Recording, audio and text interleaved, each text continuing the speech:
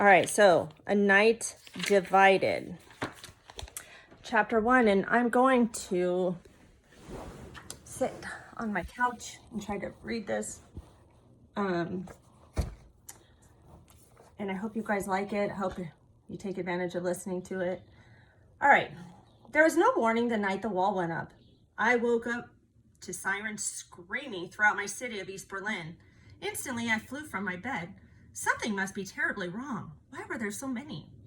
Although it was a warming morning, that wasn't the reason for my sweaty palms or flushed face. My first thought was that it must be an air raid. My parents had described them to me from Second World War. I pulled my curtains apart, expecting the worst, but when I looked out, my heart slammed into my throat. Not even the darkest part of my imagination could have prepared me for this. It was Sunday, August 13th, 1961, a day I would remember for the rest of my life, when a prison had been built around us as we slept. Lines of Grenzers, our nickname for the border police, the Grenztruppen, stood guard along a fence of thorny wire, in some places higher than their heads and for as far as my eyes could see. They stood like iron statues with stern expressions and long rifles in their hands. It was obvious that anyone who tried to cross would get far worse than a rip in their clothes. Because the Grenzers didn't face the Westerners on the other side of the fence, they watched us. It was very clear who they planned to shoot if there was any trouble.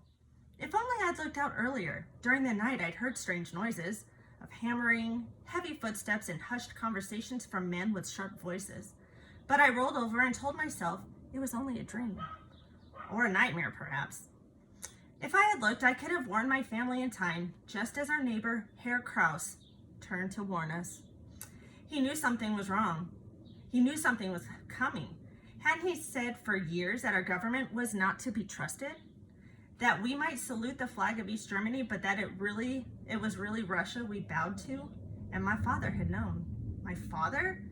As if she had heard my thoughts from out in the kitchen. I heard my mama cry, "Aldous!" That was his name. And with a final glance out the window, I remembered the reason for Mama's screams. My father wasn't here, nor was my brother Dominic. They had been in the West for 2 nights and were supposed to have come home later today. With an endless row of guns and soldiers between us, the fence just changed that. I raced from my room and arrived in the kitchen to see my oldest brother, Fritz, holding my mother in his arms as she sobbed on his shoulder. He eyed me and then cocked his head toward the window in case I hadn't really seen the fence. I only brushed tears from my eyes and wrapped my arms around her back. Maybe she didn't need me, but in that moment I desperately needed her. She felt me there and put a shaking hand on my arm. "They've done it, Gerda," she said through her tears. "Worse than anyone ever thought." Mama had been a beautiful woman once, but that was years ago. She had come through too much war and famine and poverty to care about the curl in her hair or neatness of her dress. Her blonde hair was already turning gray and her eyes bore early wrinkles in the creases, like me. Sometimes I looked in the mirror and hoped life would not be equally hard on me. Why now, I asked? Why today? I looked up to Fritz for an answer. He was nearly 6 years older than me and the smartest person I knew, next to my father. If my mother had no answers, then surely he did. But all he could do was shrug and hold her tighter as her sobs grew louder. Besides, I already understood more than I wanted to. The fence was only the beginning. It had been divided. It had just divided my life in half, and nothing would ever be the same again. All right, so that was chapter 1, pretty short, so I'm going to go ahead and read chapter 2. I had known something bad was coming ever since the knock on our door Friday evening, 2 days before the fence. We were in the middle of supper. My parents were discussing the day's news as they always did. Hatred between the East and West was growing, and Berlin seemed caught in the center of what the world described as a Cold War, a standoff of loud threats and puffed-out chests. Hopefully it wouldn't lead to anyone bringing out their guns. Germany still hadn't recovered from the last war. Across the table from me, Fritz and Dominic were debating who should get the last dumpling, the oldest brother or the hungriest, and I was telling them all to be quiet that I had heard something. Someone knocked again. This time, everyone went silent.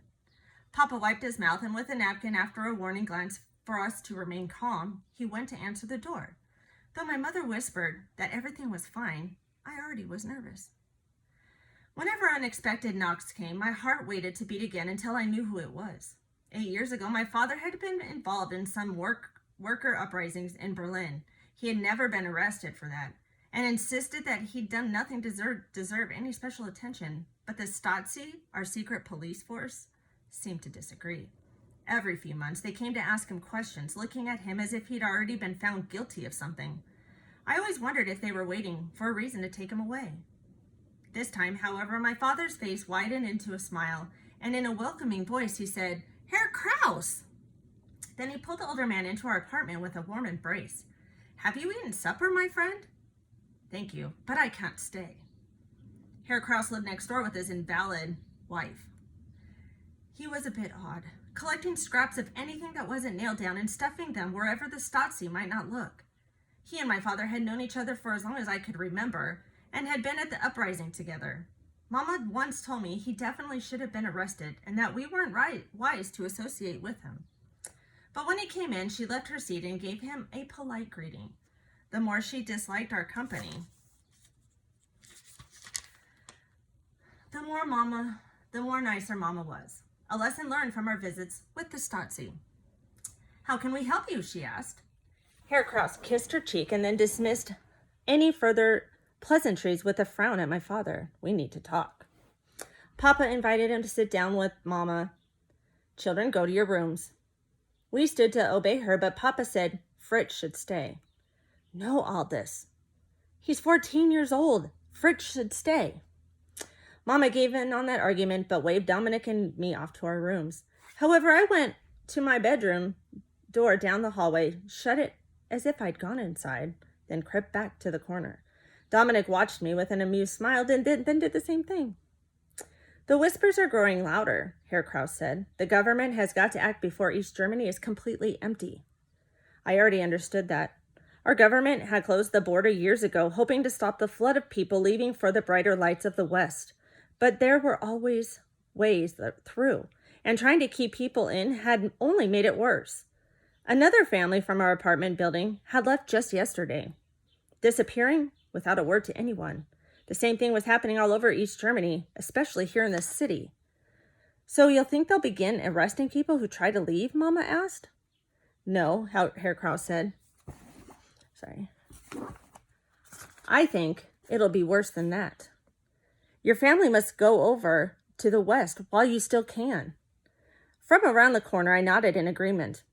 Why couldn't my mother see what was so obvious to Papa and Herr Kraus and so many others who felt trapped here beneath Moscow's thumb? According to Papa, for the last 16 years, Germany had split between the East and West, our people divided for no reason other than what street they happened to live on. That was part of our punishment for losing the Second World War. Break our country into pieces so we couldn't rise up and threaten the world again, the way Hitler had done. Now Britain, America, and France